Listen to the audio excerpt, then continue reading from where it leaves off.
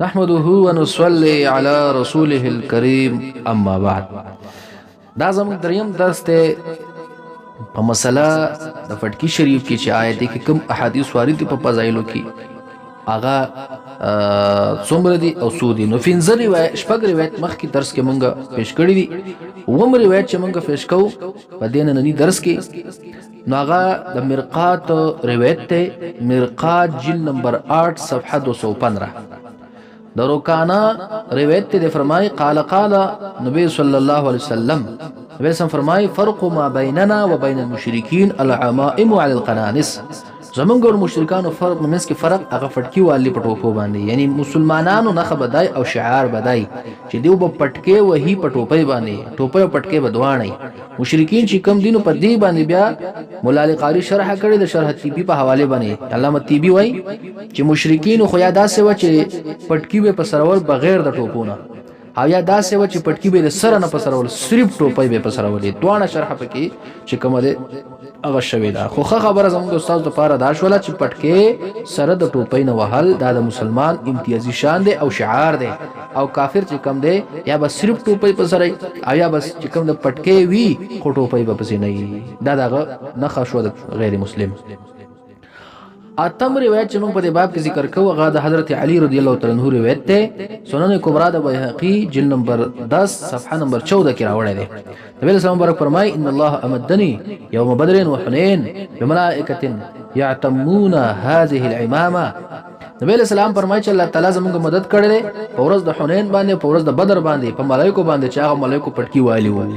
ان العمامه حاجره بین الكفر والایمان. بشکه دا پټکې پرده را وستون کې دا او پرده د په مابین د کفر او د ایمان کې دا یو پرده ده چې د پټکې د چا په سرو دا د ایمان ولا نه خشوا، او چې پټکې نه نو دغه شعار چې کوم دل نبی اسلام په بر روایت کې او په دې روایت کې دا د کافرانو خودو. دا اتم روایت شو. نهم روایت چې دا مولا علی قاری رحمت الله علیه په مجموع رسائل کې ذکر کړی دی په صفحه 216 باندې چې نبی علیہ السلام مبارک فرمای لا تزال امتی علی الفطرة ما لبسوا العمائم علی القلانس. زما امت په کم دی په فطرت باندې او دا په خیر باندې وي ترسو چې دیو پټکی په سرای او دا پټکی له پاسه د ټوپونه وهلی وي. نو څومره فضیلت معلوم شو چې زما امتی په خیر او په فطرت باندې چې ترسو دیو پټکی په سر کړي په ټوپو باندې. لسم روایت چغا مولا علی قاری رحمت الله علیه راوړل په مرقات جلد نمبر 8 صفحه 215 کې رکان الله عنه حدیث ته نبی صلی فرمای العمامه علی القلانس فصلوا ما بیننا وبین المشرکین.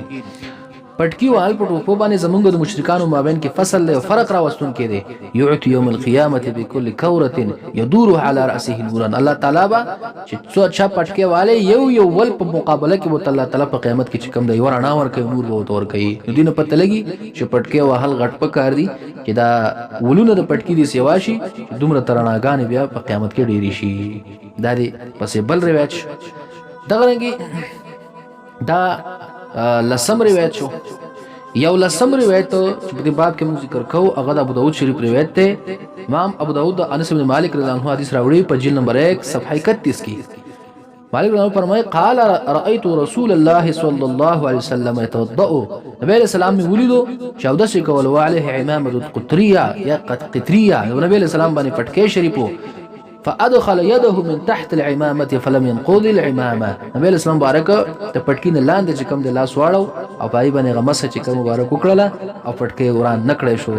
ګوره نبی صلی الله علیه وسلم نو دا ثبوت شو چې نبی صلی الله علیه وسلم مبارک هم هغه پټکی په سر کړی دی.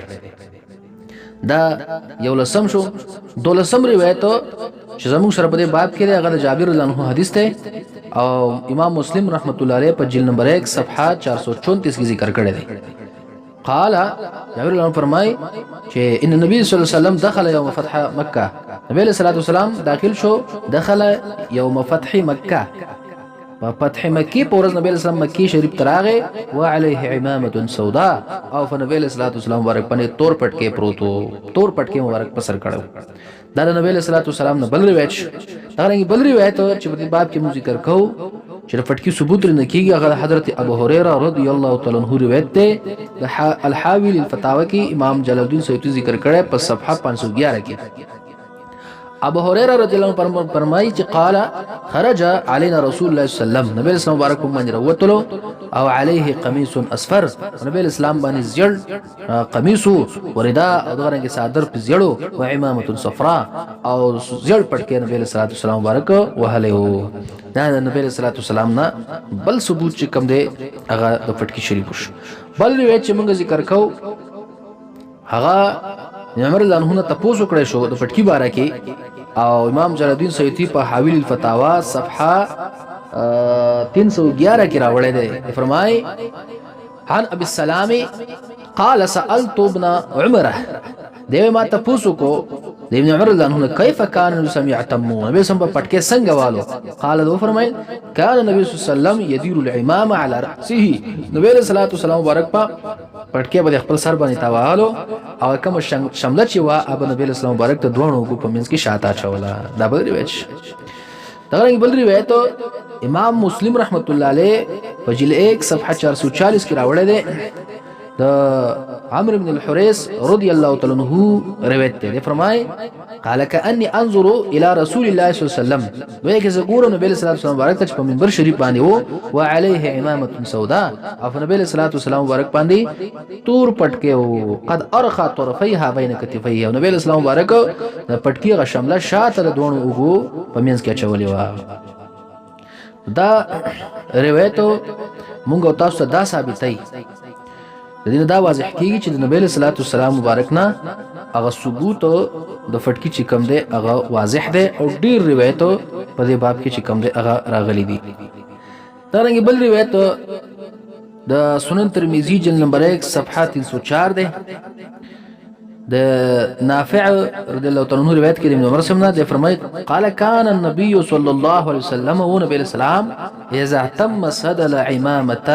عمامته بين كتفيه نبی اسلام مبارک چې بکلا پټکې شریف وهالو نغا شمله به په ما بین د دوانو اوګو کې شاته واچولا بیا فرمایي نافع سے قال نافع وكان ابن عمر لانهم هو يستل عمامته چې امامه شریف دغه چې به کموا هغه شمله هغه به شاته د دوانو اوګو نه اچولا قال عبيد الله فرمای ورأيت القاسم وسالما يفعلان ذلك ويقاسم ولد له او سالم رحمة الله تعالى عليهم اجمعين دیو ولدل چې دیو بل پټکې وهالو د پټکی د شملوي شاته د دوه غو په مابین کې هغه اچولا دارنګ بل روایت جامع الصغير کې امام سیوطی رحمت الله علیه په صفحه 25 کې راوړی دی د خالد بن معدان روایت ته فرمای اوتی النبي صلی الله علیه وسلم بثياب من صدقته نبی صلی الله علیه وسلم ته کفړې راوړل شوې د صدقې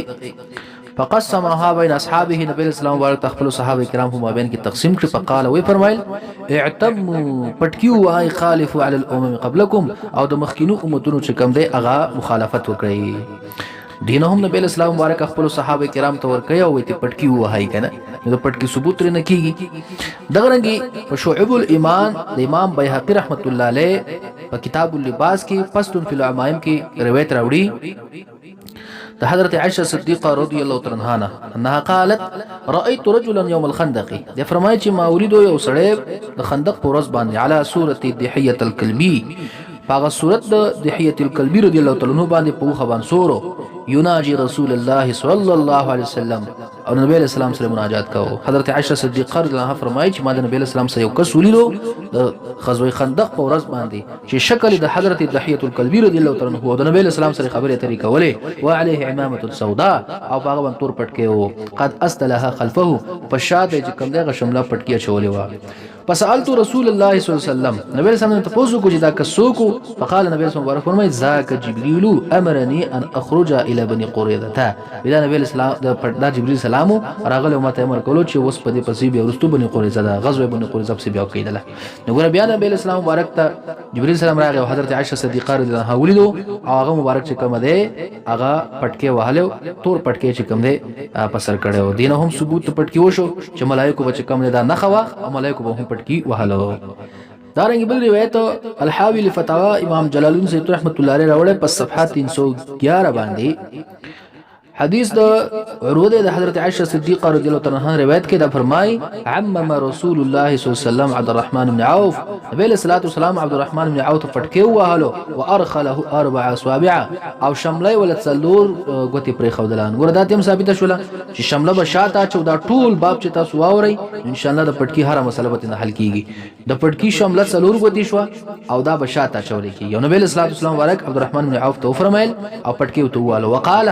اني لما صعدت الى السماء رايت اكثر الملائكه معتمين او تو فرمایل نبی اسلام چې پټکی مې درته والو او جهاد تزا خو چې کله اسمان ته اوختلم نو ما اکثر ملائکه وکتل چې وي پټکی وهلی ول نو ګره دا پټکی والدا د ملائکو غنه خشوله هغه د ملائکو سما او خاص الخاص